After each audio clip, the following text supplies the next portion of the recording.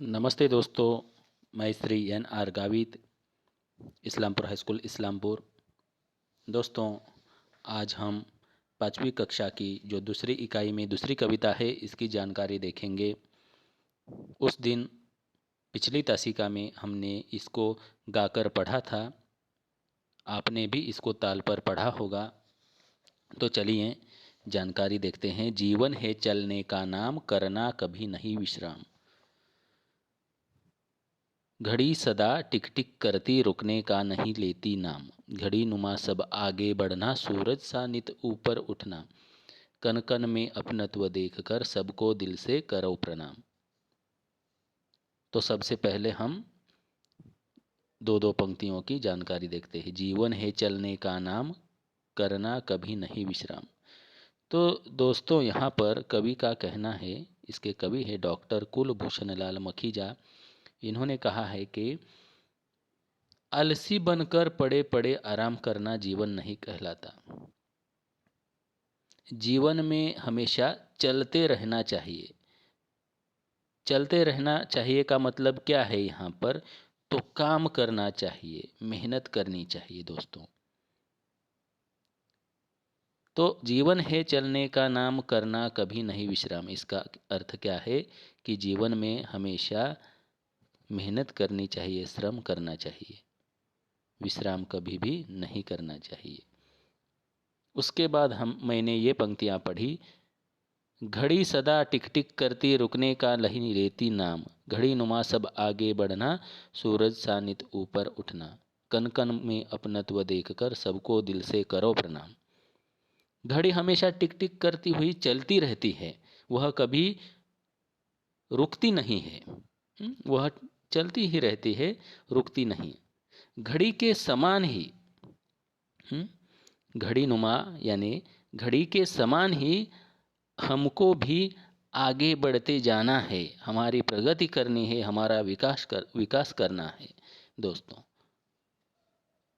और सूरज सा नित ऊपर उठना, इसका अर्थ है कि सूरज की तरह, सूरज का मतलब है सूर्य, सूरज सा नित ऊपर उठना, निरंतर, हमेशा।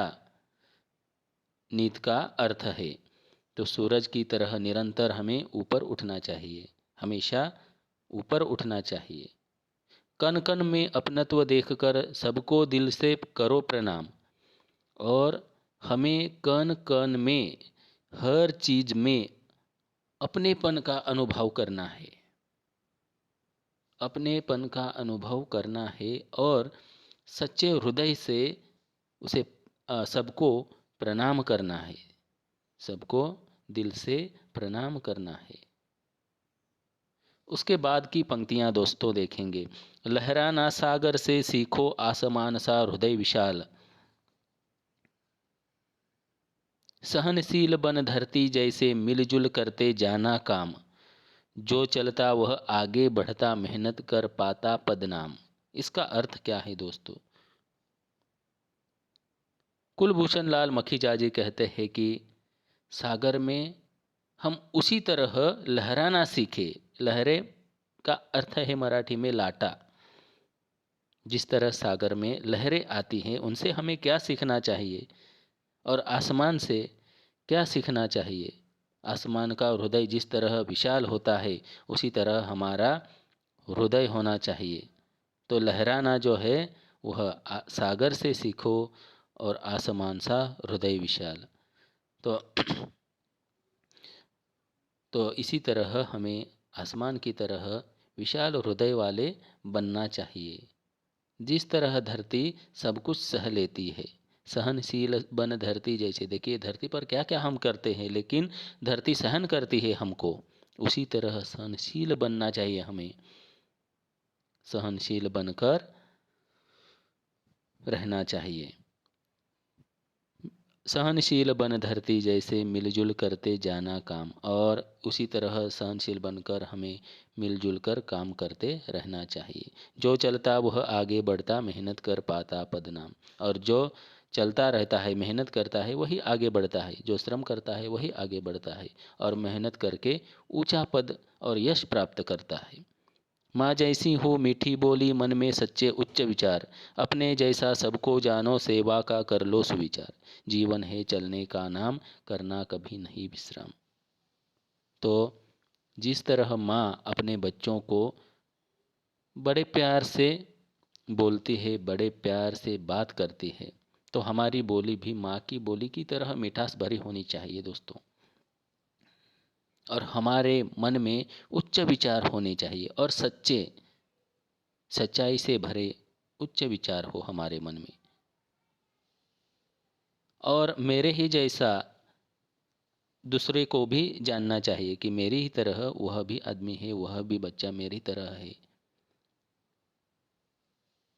तो सबको अपने जैसा ही मानिए। हम सेवा करते हुए अपने विचारों को सुंदर बनाएं। सेवा का कर लो सुविचार, इसका अर्थ क्या है? तो हमें सेवा करनी चाहिए और हमारे विचार, सुविचार का मतलब है सुंदर विचार, अपने विचारों को सुंदर बनाइए।